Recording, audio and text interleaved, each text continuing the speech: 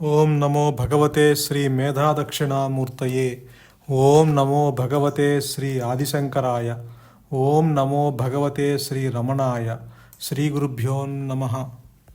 నిజానికి ఉన్నది ఒకే ఒక్క నేను, స్వయం ప్రకాశమైన ఆత్మ, సెల్ఫ్ షైనింగ్, సెల్ఫ్ ల్యూమినస్. రెండవది లేదు. మీరు భగవంతుడు అనండి, ఒక శక్తి అనండి, లేకపోతే ఒక దేవుడు అనండి, ఎన్ని పేర్లైనా పెట్టుకోండి, కానీ ఉన్నది మాత్రము మీరు యూనివర్సల్ కాన్షియస్ అనండి, లేకపోతే కాన్షియస్ అనండి, ఉన్నది ఒకటే నేను, ఉన్నది ఒకటే ఎరుక, ఉన్నది ఒకటే ఉనికి, రెండవది లేదు.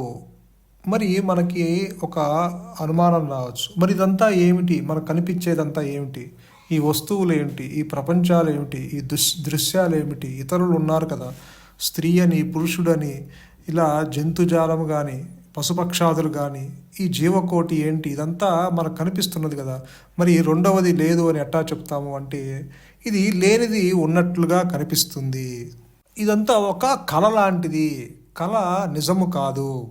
అంటే ఇదంతా ఉండొచ్చు, ఇది భూమి ఉండొచ్చు, శాస్త్రాలు ఉండొచ్చు, జీవనదులు ఉండొచ్చు, జీవకోటి ఉండొచ్చు, పశుపక్షాదులు ఉండొచ్చు. ఇదంతా మాయా అని ఎలా అంటాము, ఇదంతా కళ అని మనము ఎలా చెప్తాము, అలా చెప్పడానికి ఎలా ఆధారం లేదు కదా అని ఒక సందేహం రావచ్చు.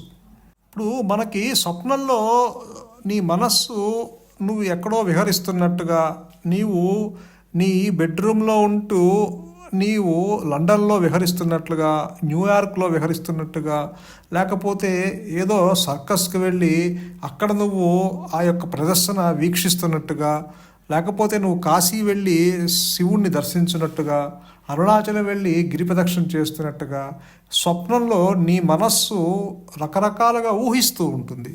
నీకు స్వప్నంలో రైళ్లు కనిపిస్తాయి, విమానాలు కనిపిస్తాయి, చావులు కనిపిస్తాయి, పుట్టుకలు కనిపిస్తాయి, నీకు సమాజం కనిపిస్తూ ఉంటుంది, ఇతరులు కనిపిస్తూ ఉంటారు. ఇదంతా నీ మనస్సులో ప్రదర్శించబడ్డ ఒక మాయా నాటకము. అది నీ మనస్సు చేసే ఒక ప్రక్రియ. నీ మనస్సులో ఉండే ఆ యొక్క మాయా సృష్టి అది అలా నీకు కనిపించేట్టుగా చేస్తుంది. సో నువ్వు జాగ్రత్తావస్థలో కూడా చూసేవన్నీ స్వప్నం లాంటివే. ఇదంతా నీ మనస్సు కల్పించిన గొడవే. దానికిను ఆ యొక్క భగవంతుడికి ఎటువంటి సంబంధము లేదు. ఉన్నది ఒకటే నేను, రెండు నేనులు లేవు. ఆ ఒక్క నేనుకి ఈ గొడవకి ఎటువంటి సంబంధం లేదు. నీ మనస్సు కల్పించిన గొడవలకి, నీ ఇంద్రియాలకి, నీ బుద్ధికి, నీ దేహానికి, నీ సంసారానితో ఎటువంటి సంబంధం లేకుండా అది తనకు తానుగా జ్ఞాన వృత్తి చేత తన్ను తాను తెలుసుకుంటూ ఉన్నది. రెండవ ఎరుక కానీ, రెండవ ఉనికి కానీ, రెండవ నేను కానీ లేని ఏకైక సత్యస్థితి అది. కాబట్టి నువ్వు చూసే ఈ ప్రపంచము, ఈ దృశ్యము, ఈ దృశ్యమాన ప్రపంచము, ఈ జీవజగత్ ఈశ్వరులు, ఇదంతా నీ మనస్సులో కల్పించిన భావములు మాత్రమే, నీ ఆలోచనలు మాత్రమే. నీ ఆలోచన వస్తే నీకు దానికి సంబంధించిన దృశ్యము కనిపిస్తుంది. నీకు అరుణాచలం వెళ్ళాలి అన్న ఒక ఆలోచన వస్తే నీవు అరుణాచలము ఆ ట్రైను ఎక్కి అరుణాచలం వెళ్ళి అరుణాచలం యొక్క ఆ అరుణగిరిని నువ్వు వీక్షిస్తావు, ఆ రమణాశ్రమాన్ని వీక్షిస్తావు. అక్కడ ఆ యొక్క అరుణాచలేశ్వరుని నీవు దర్శిస్తావు. ఇదంతా నీకు మనస్సులో ఒక భావము పుట్టి ఆ భావముకు సంబంధించిన ఆ దృశ్యాలు నీకు కనిపిస్తున్నాయి. భావము వస్తే దృశ్యము వస్తుంది, భావము లేకపోతే ఏ దృశ్యము ఉండదు. మనము ప్రతిరోజు నిద్రపోతున్నప్పుడు ఏ భావములు, ఏ ఆలోచనలు, ఏ తలంపులు లేకుండా హాయిగా పడుకుంటున్నాము. మరి అక్కడ నీకు అరుణాచలముకు సంబంధించిన ఆలోచన కానీ, నీ యొక్క సంసారానికి సంబంధించిన ఆలోచనలు కానీ, నువ్వు పుట్టావనో, లేకపోతే నువ్వు మరణిస్తావనో, లేకపోతే నీకు భార్యా పిల్లలు ఉన్నారనో, నీకు బంధువర్గము ఉన్నాయనో, నీ యొక్క తల్లిదండ్రులు కానీ, నీ ఇల్లు వాకిలి కానీ, నీ బ్యాంకు బ్యాలెన్స్ కానీ, నీ కారు కానీ, నీ ఉద్యోగం కానీ, వీటికి సంబంధించినవి ఏమీ నీకు ఆ నిద్రావస్థలో ఏమీ గుర్తుకు రావట్లేదు. ఎందుకంటే అక్కడ ఎటువంటి ఆలోచనలు లేవు. ఇదంతా రోజు జరిగే ప్రక్రియే. మనస్సు జాగృతావస్థ నుంచి నిద్రావస్థకి, మళ్ళీ నిద్రావస్థలో నుంచి స్వప్నావస్థకి, మళ్ళీ స్వప్నం నుంచి సుషుప్తికి, సుషుప్తి నుంచి జాగృతికి, ఇలా రకరకాల అవస్థల్లో నీ మనస్సు మారుతూ ఉంటుంది. అదేమీ సత్యము కాదు. మారేది ఎప్పుడు సత్యము కాదు. అది నీకు తాత్కాలికంగా సత్యం అనిపించినా అది పర్మనెంట్ కాదు. అది ఎప్పుడో అప్పుడు ఒకప్పుడు నశిస్తుంది. ఎప్పుడైనా సరే మారేది ఏదైనా సరే ఒకదాని మీద ఆధారపడి ఉంటుంది. ఇప్పుడు మట్టి ఉందనుకోండి, మట్టిని ఆధారం చేసుకొని ఒక కుండ పుడుతుంది. ఒక మట్టి పాత్రలు రకరకాలు మనము తయారు చేయొచ్చు. అంటే రకరకాల పాత్రలు పుడతాయి. ఇవన్నీ మట్టిని ఆధారం చేసుకొని ఉన్నాయి. మట్టి లేకపోతే దానికి సంబంధించిన పాత్ర లేదు, కుండ లేదు. అంటే మట్టి ఉంటేనే కుండ పుడుతుంది. కుండ లేకపోయినా మట్టి మాత్రం ఉంటుంది. అలాగే ఈ జీవుడు అవస్థలు మారుతూ ఉన్న దాన్ని ఆధారం చేసుకుని ఉన్న స్వయం ప్రకాశమైన పరిపూర్ణమైన జ్ఞానం మాత్రం అలానే ఉన్నది. దానిలో ఎటువంటి మార్పు లేదు. ఆ జ్ఞానాన్ని ఆధారం చేసుకొని ఈ జీవుడు అవస్థలు మారుతూ తన యొక్క అహంకారాన్ని నిలుపుకుంటూ ఉన్నాడే తప్ప వాటిలో ఆ యొక్క ఆధారంలో ఎటువంటి మార్పు లేదు. కుండ ఎప్పుడైనా పగిలిపోవచ్చు, అది మళ్ళీ మట్టిగానే ఉండొచ్చు. అలానే ఈ జీవుడు కూడా తాత్కాలికంగా నీకు సత్యం అనిపించిన ఈ జీవుడు ఎప్పుడో ఒకప్పుడు నశిస్తాడు. అలాగే నేనంటే నీకు దేహము అన్న భావన కలుగుతుంది. ఆ దేహము కూడా ఇప్పుడున్న కాలంలో ఉంటుంది, మరో కాలంలో అది నశిస్తుంది. అది కూడా కట్టెలో కాలి బూడిదైపోతుంది, చివరికి భస్మమే మిగులుతుంది. నీకు తాత్కాలికంగా నేనంటే దేహము అన్న భావన నీకు సత్యం అనిపించవచ్చు, కానీ అదేమీ నిత్యమైనది కాదు. అనిత్యమైనది, అశాశ్వతమైనది.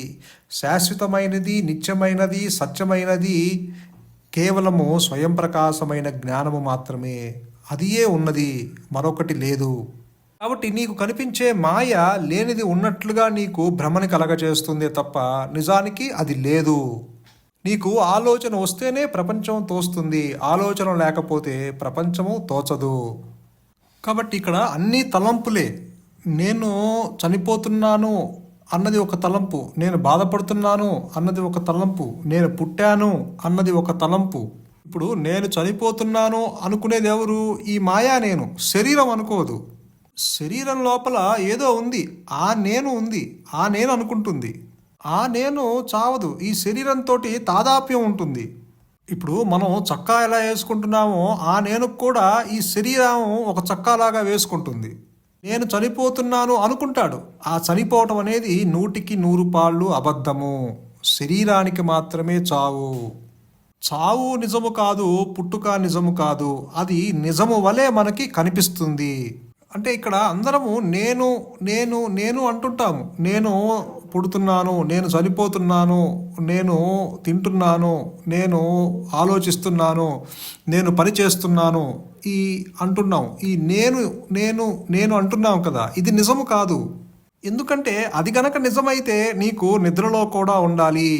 గాఢ నిద్రలో, డీప్ స్లీప్లో ఈ నేననే తలంపు ఉండాలి కదా అక్కడ. అది అక్కడ లేదు.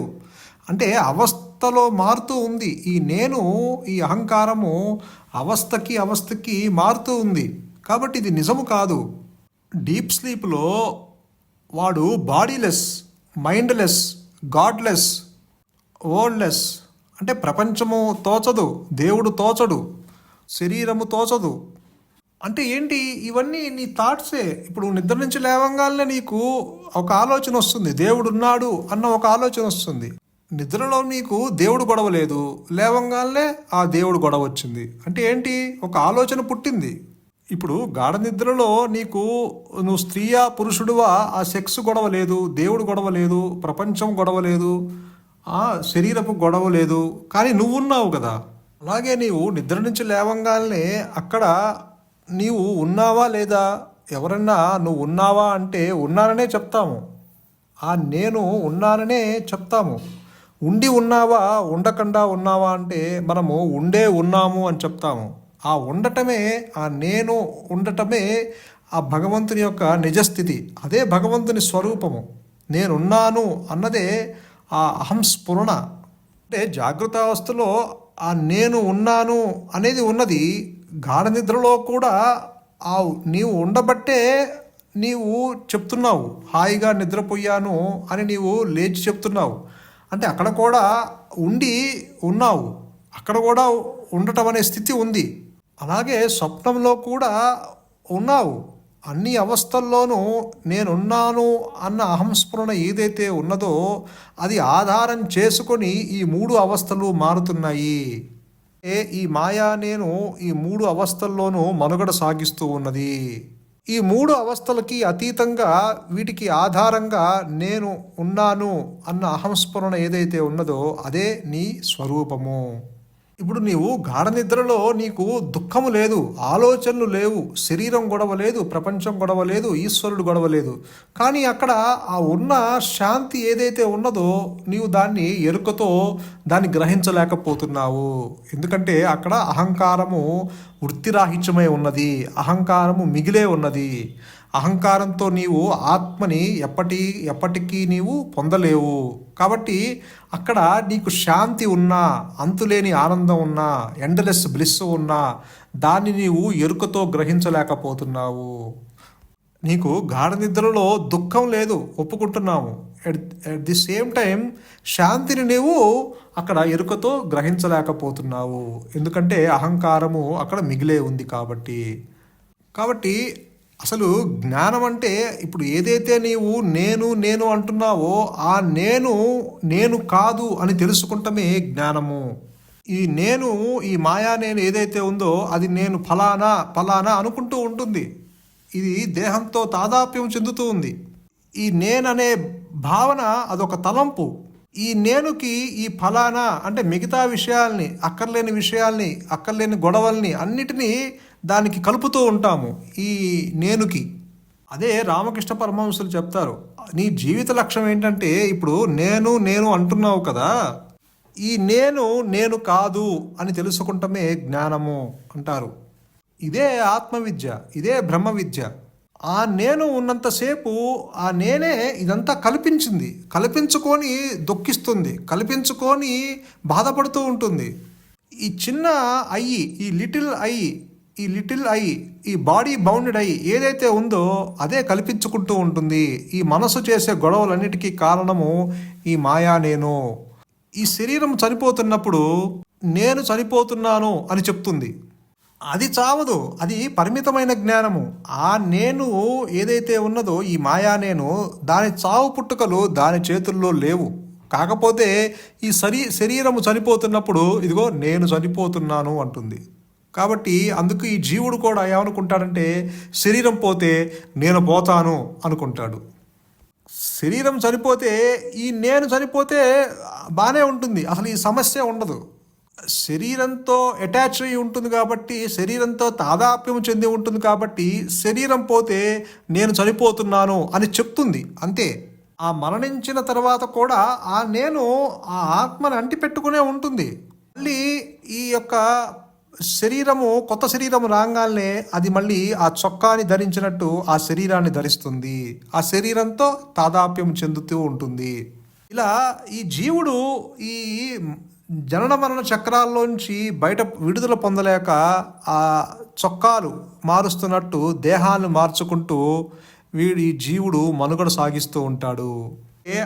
మళ్ళీ పుట్టి మళ్ళీ మరణించి, మళ్ళీ పుట్టి మళ్ళీ మరణించి ఈ యొక్క కాలచక్రంలో బందీ అయి ఉంటాడు, పరిమితమై ఉంటాడు. నిజానికి వీడు అపరిమితుడు, అనంతుడు. అంటే ఈ మనిషికి జీవ లక్షణాలు ఉన్నంతసేపు నేనన్నా, అహంకారం అన్నా, జీవుడు అన్నా, అహంభావన అన్నా, మనస్సు అన్నా అంతా ఒకటే. ఇవన్నీ పర్యాయ పదాలే. ఇక్కడ ఆ నిజానికి ఆ దొంగ ఎవరంటే ఈ బాడీ బౌండెడ్ ఐ, అదే దొంగ. అది చిక్కకుండా దొరకకుండా ఈ తిప్పలు పెడుతుంది. అంటే ఈ అహంకారాన్ని తొలగించుకుంటానికి మనము ప్రయత్నము చేయాల్సింది పోయి ఈ నేనుకి అన్నీ జోడిస్తున్నాము. దానికి శాస్త్రం జోడిస్తున్నాము, పాండిత్యం జోడిస్తున్నాము, దానికి గౌరవం జోడిస్తాము, అగౌరవం జోడిస్తాము, సుఖము జోడిస్తాము, కష్టము జోడిస్తాము. అసలే అది ఒక ఫాల్స్ అభూత కల్పన. దానికి ఈ మిగతా ఆ గొడవలన్నీ దానికి కల్పిస్తున్నాము, దానికి అంటగడుతున్నాము. అంటే ఈ ఈ జీవుడు ఈ నేను నుంచి విడుదల పొందాల్సింది పోయి దానికి నేను ఫలానా అంటూ అన్నిటినీ జోడించి ఇంకాస్త ఆ అహంకారాన్ని వ్యక్తి భావనని గట్టిపడేలా చేస్తున్నాడు. అందుకే రమణులు అంటారు, మనం చేసే ప్రతి పని, మన ఆలోచన, మన తలంపు, మన భావనలు, మన చేసే పని మనసా వాచ కర్మణ ఏదైతే చేస్తున్నామో అది అహంకారాన్ని తగ్గించే విధంగా ఉండాలి. ఈ యొక్క వ్యక్తి భావనని తగ్గించే విధంగా ఉండాలి తప్ప మరి కాస్త దాన్ని బలోపేతం చేయించే విధంగా ఉండకూడదు. కాబట్టి మనం చేసే ప్రతి పని అహంకార రహితంగా ఉండాలి. ఈ నేను నుంచి నీ అంతటా నీవు విడుదల పొందలేవు. ఈ మనస్సు చేసే గొడవల నుంచి నీవు బయటికి రాలేవు. దానికి ఒకటే ఒక మార్గము. అదే భగవాన్ చెప్తారు, వీలైతే శరణాగతి చెందు. ఆ ఉच्चतर శక్తి ఏదైతే ఉందో, ఆ భగవంతుడు ఏదైతే ఉన్నాడు అని అనుకుంటున్నావో, ఏదైతే ఒక యూనివర్సల్ కాన్షియస్ ఉంది అనుకుంటున్నావో, ఏదైతే ఒక శక్తి మనల్ని నడిపిస్తుంది అనుకుంటున్నావో, ఆ యొక్క భగవంతుడికి, ఆ ఇచ్ఛకి, ఆ ఇచ్ఛాశక్తికి, ఆ యొక్క ఉच्चतर శక్తికి నీవు శరణాగతి చెందు, శరణు పొందు. నీ యొక్క వ్యక్తి భావాన్ని పూర్తిగా అక్కడ ఆ పాదాల దగ్గర అర్పించేసేయి. లేదు నీకు శరణాగతి చెందటం కష్టంగా ఉందా, విచారణ చెయ్యి. అసలు ఈ నేను అంటున్నది ఎవరు? నేను ఫలానా, నేను జాతికి చెందినవాడిని, ఫలానా మతానికి చెందినవాడిని, ఫలానా గోత్రానికి చెందినవాడిని, నాకు ఫలానా సంసారం ఉంది అని ఈ మాటలు చెప్పేది ఎవరు? ఆ మాయా నేను ఉందేమో చూడు, అది ఉద్భవించిందేమో గమనించు అని రమణులు చెప్తారు. అదే నేనెవరన్న విచారణ. కాబట్టి చేతనవుతుంది ఆ విచారణ చెయ్యి, లేదా శరణాగతి చెందు. నీవు ఏ మార్గాన్నైనా అనుసరించు. నీవు అనుసరించే ఆ యొక్క విధానం నీ అహంకారము, నీ యొక్క వ్యక్తి భావనని పూర్తిగా తగ్గించే విధంగా ఉండాలి తప్ప అది పెంచే విధంగా ఉండకూడదు. కాబట్టి నీవు ఏ ప్రయత్నమన్నా చెయ్యి, అది అహంకార రహితంగా ఉండాలి. కాబట్టి నువ్వు దీని నుంచి విడుదల పొందాలి అంటే కేవలము ఆత్మ అనుగ్రహం చేత, ఆ యొక్క గురువు యొక్క అనుగ్రహం చేత, ఆ మౌనం యొక్క అనుగ్రహం చేత మాత్రమే నీవు ఈ దేహాత్మ బుద్ధిలో నుంచి, ఈ నేను నుంచి, ఈ మాయా నేను నుంచి, ఈ బాడీ బౌండెడ్ ఐ నుంచి నీవు విడుదల పొందగలవు. కేవలము గురువు మాత్రమే నిన్ను దాని నుంచి విడుదల పొందేలా చేస్తాడు. ఎందుకంటే గురువు యొక్క కరుణా కటాక్ష వీక్షణాలు, దయా దాక్షిణ్యము ఉంది కాబట్టి ఆ గురువు ఆ యొక్క జీవుణ్ణి ఉద్ధరించాలని చూస్తాడు. గురువు ఏ స్థాయిలో ఉన్నాడో ఆ జీవుణ్ణి కూడా ఆ స్థాయిలో ఉంచాలని అనుకుంటాడు. కాబట్టి ఆ జీవుణ్ణి ఆ యొక్క దేహాత్మ బుద్ధిలో నుంచి విడుదల పొందేలా చేస్తాడు. The self that does everything అన్నది పరమ సత్యం. ఇక్కడ అనుగ్రహము చేతనే అది నీవు ఆ వ్యక్తి భావం నుంచి, ఆ జీవ లక్షణాల నుంచి నీవు విడుదల పొందగలవు. ఇక్కడ అనుగ్రహం అంటే కొత్తగా బయట నుంచి వచ్చేది కాదు. అనుగ్రహం వ్యక్తమవటం అంటే ఆత్మ తనకు తానుగా వ్యక్తమవటమే. ఎప్పుడైతే ఆత్మ అనుగ్రహంతో ఈ యొక్క దేహాత్మ బుద్ధిలో నుంచి విడుదల పొందావో, సూర్యప్రకాశంలో చీకటి లేనట్టు ఆత్మ ప్రకాశంలో ఇక జీవభావన మళ్ళీ తల ఎత్తదు. ఇక ఆ భ్రాంతి తొలగిపోతుంది. అప్పటిదాకా లేనిది ఉన్నట్లుగా మనకి ఆ భ్రమని కలిగింపజేసిన ఆ యొక్క జీవభావన ఏదైతే ఉన్నదో అది పూర్తిగా తొలగిపోతుంది. అప్పుడు కేవలము ఉండేది స్వయం ప్రకాశమైన జ్ఞానము మాత్రమే, ఎరుక మాత్రమే, స్వయం ప్రకాశమైన ఉనికి మాత్రమే అక్కడ ఉంటుంది. రెండు నేనులు ఉండవు, ఉన్నది ఒకటే నేను, అదే అహంస్ఫురణ. సంతోషం. మౌనమే శరణ్యం, మౌనమే నీ సహజత్వము. ధన్యోస్మి.